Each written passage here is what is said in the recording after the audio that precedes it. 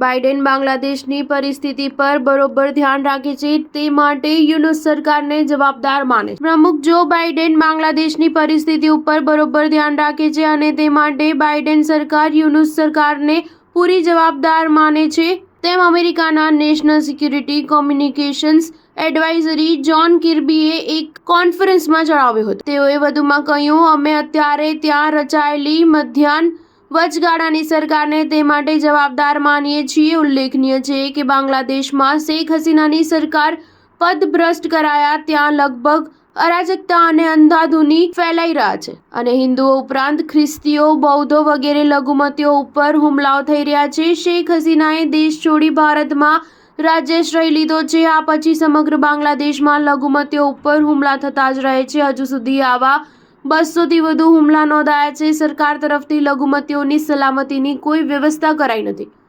દુનિયાભરમાંથી યુનુસ સરકાર ઉપર પસ્તાર પડી રહી છે। યુનુસ અમેરિકા આવ્યા ત્યારે બાઇડેન માત્ર 2 મિનિટ જ તેઓને મળ્યા હતા। સ્ટાર ન્યૂઝ 7 હંમેશા સચ્ચાઈની સાથે।